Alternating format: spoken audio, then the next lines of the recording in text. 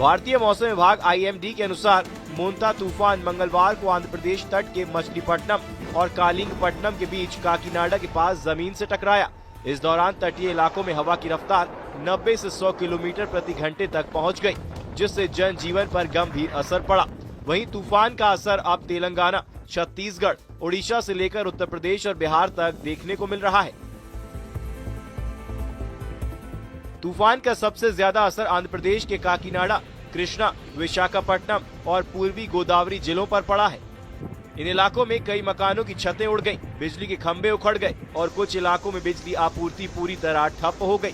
फिलहाल कई परिवारों को अस्थायी राहत शिविरों में शिफ्ट किया गया है और राज्य आपदा प्रबंधन विभाग यानी कि SDRF और स्थानीय प्रशासन की टीमें लगातार राहत और बचाव कार्य में जुटी हैं।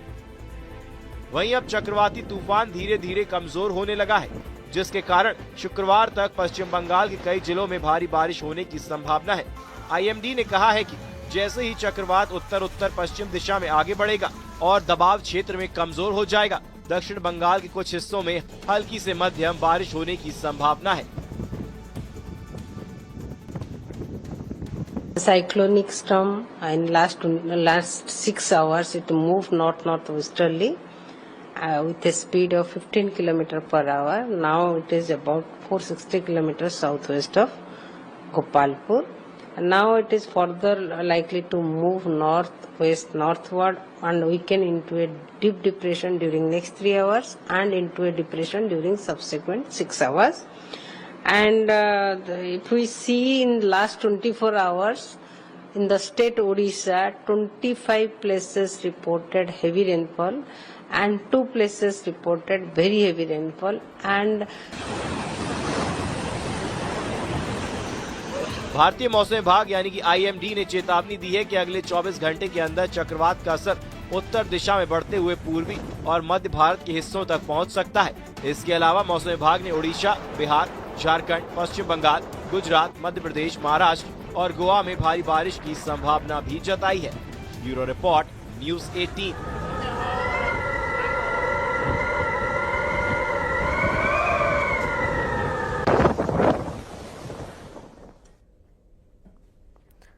तो देखा आपने तूफान मोंथा का कहर, कलिंगपट्टनम, इसके अलावा काकीनाडा, मछलीपट्टनम, ये वो ऐसे शहर हैं जहां पर इस तूफान का बहुत ज्यादा असर देखने को मिल रहा है।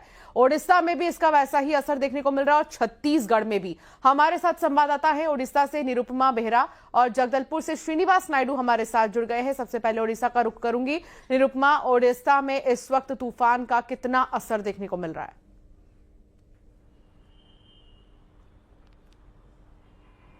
देखिए, जिस तरह से आंध्र कोस्ट को क्रॉस किया है साइक्लोन मोंथा ने, अभी साइक्लोन की स्थिति हम बताएं तो वो अभी वीक होके डीप डिप्रेशन में तब्दील हुआ है और धीरे धीरे उत्तर पश्चिम की ओर बढ़ रहा है। जिस तरह से साउथ छत्तीसगढ़ की ओर अभी हम लोग अब बोल सकते हैं कि मोंथा की गतिविधि है और मोंथा कल सुबह तक और भी वीक होके धीरे धीरे डिप्रेशन में तब्दील होने वाला है, जिसके वजह से ओडिशा में हम लोग बोल सकते हैं कि पिछले 2 दिन से भारी बारिश की रिपोर्ट की गई है। और जिस तरह से साउथ कोस्टल ओडिशा में ज्यादा बारिश की संभावनाएं जताई गई थी, उस तरह से बारिश के साथ हवाएं भी चली और जिस तरह से लैंडस्लाइड की अनुमान किया गया था, लैंडस्लाइड भी देखने को मिला है। और जिस तरह से कहर मचाकर साइक्लोन मोंथा धीरे धीरे छत्तीसगढ़ की ओर बढ़ रही है और ये जब तक छत्तीसगढ़ के आसपास पहुंचेगा तब तक हम लोग बोल सकते हैं ये धीरे धीरे वीक होके एक डिप्रेशन में भी तब्दील होने की संभावना है जताई गई है IMD के हिसाब से। और उसी हिसाब से हम लोग बोल सकते हैं कि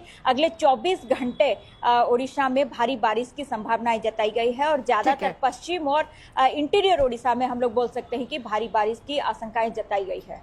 ठीक है, जगदलपुर से श्रीनिवास भी हमारे साथ जुड़े हैं। श्रीनिवास, छत्तीसगढ़ के साउथ साइड की अगर हम बात करें, जो कि बॉर्डर से सटे हुए इलाके हैं, आंध्र से जो सटा हुआ इलाका छत्तीसगढ़ का है, वहां पर बहुत ज्यादा इफेक्ट देखने को मिल रहा है मोंथा का। जी बिल्कुल, जो चक्रवाती तूफान मोन्था है उसका असर छत्तीसगढ़ के दक्षिणी इलाके में ज्यादा देखने को मिल रहा है। कल देर शाम तूफान टकराने के बाद उसका असर उड़ीसा और आंध्र प्रदेश के अलावा बस्तर संभाग के अलग अलग जिलों में देखने को मिला है। चूंकि बस्तर संभाग आंध्र प्रदेश और उड़ीसा से लगा हुआ है, जिसके चलते ही जो बस्तर के जो दक्षिणी इलाके हैं, सुकमा है, बीजापुर है, ऐसे कुछ जिले हैं जहां पर उसका असर व्यापक देखा जा सकता है।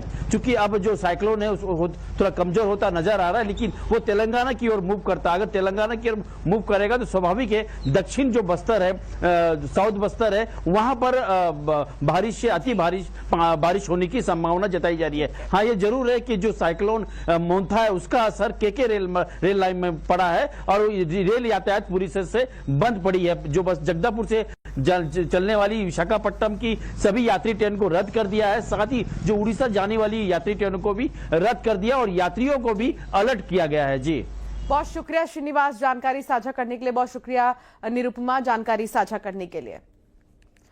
बंगाल की खाड़ी से उठा चक्रवात मोन्था का असर अब छत्तीसगढ़ में भी देखने को मिल रहा है। इस बीच मौसम विभाग ने कई जिलों में रेड अलर्ट जारी किया और इस तूफान के बीच लोगों से सावधान रहने की अपील की गई है। कहीं तेज बारिश की संभावना जताई जा रही है तो वहीं हवा की रफ्तार लोगों के लिए खतरनाक साबित हो सकती है। कुल मिलाकर अगले 3 दिन छत्तीसगढ़ पर संकट के बादल मंडरा रहे हैं।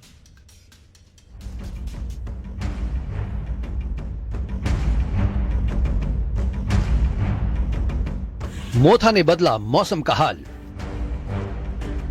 मोथा की गरज, छत्तीसगढ़ में अलर्ट। आया तूफान, लाया तबाही। कहीं तेज बारिश, कहीं आंधी आई। चक्रवाती तूफान मोथा ने आंध्र प्रदेश के तट से टकराने के बाद भयंकर तबाही मचाई। जहां एक तरफ तेज हवाएं चली तो वहीं दूसरी ओर जमकर बारिश हुई। कई पेड़ उखड़ गए, कई सड़कें जलमग्न हो गई तो कहीं लोगों के घरों में पानी घुस गया। भीषण चक्रवात मोथा कमजोर होकर एक चक्रवाती तूफान में बदल गया और आंध्र प्रदेश तेलंगाना से आगे बढ़ गया, जिसके चलते ओडिशा की राजधानी भुवनेश्वर समेत राज्य के कई हिस्सों में जमकर बारिश हुई। कई जगहों पर भूस्खलन हुआ तो कई घरों को भी नुकसान पहुंचा। तो वहीं अब इस तूफान का असर छत्तीसगढ़ में भी देखने को मिल रहा है और छत्तीसगढ़ में इस तूफान के चलते अलर्ट जारी किया गया है। 3 दिनों तक कई जिलों में अलर्ट, भारी बारिश, तेज हवा की चेतावनी। 60 से 70 किलोमीटर हो सकती है हवा की रफ्तार।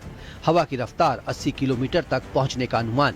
रायपुर, दुर्ग, बस्तर संभाग में बारिश की संभावना। मौसम विभाग की सतर्क रहने की अपील।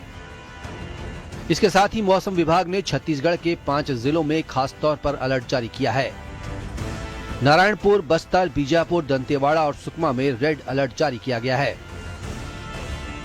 मोन्था का असर अब बस्तर संभाग में दिखने लगा है, क्योंकि ये जो तूफान है आंध्र प्रदेश और उड़ीसा में कहर मचाने के बाद अब ये बस्तर संभाग पहुंच चुका है और बस्तर संभाग के 5 जिले को रेड जोन में रखा गया है, तो वहीं 2 जिले कांकेर और कोंडागांव को ऑरेंज जोन में रखा गया है। बस्तर में अब से कुछ देर पहले ही झमाझम बारिश शुरू हो गई है और जो मौसम है वो भी पूरी तरह से शुष्क हो चुका है। तो वहीं इस तूफान का राजनांदगांव में क्या कुछ असर देखने को मिल रहा है। यहाँ भी तेज बारिश की संभावना जताई जा रही है, साथ ही हवा की रफ्तार भी बढ़ गई है। मोन्था चक्रवात का असर प्रदेश में भी देखा जा सकता है। इसका असर सीधे सीधे प्रदेश के कई जिलों में देखने को मिल रहा है, जिसमें राजनांदगांव जिला भी अछूता नहीं है। राजनांदगांव में भी सुबह से काले बादल छाए हुए हैं, जिसके कारण मोन्था का सीधा सीधा असर दिख रहा है। अगर तेज बारिश होती है तो इस चक्रवात के चलते खड़ी फसलों को खासा नुकसान होगा, जिसमें धान की फसल शामिल है, जिससे किसानों की चिंता बढ़ गई है। वहीं दलहन और तिलहन और सब्जी की फसल भी इस बारिश से खराब हो सकती है। मोथा तूफान भले ही आगे बढ़ चुका हो, लेकिन इसके पीछे वो कई तस्वीरें छोड़ गया है।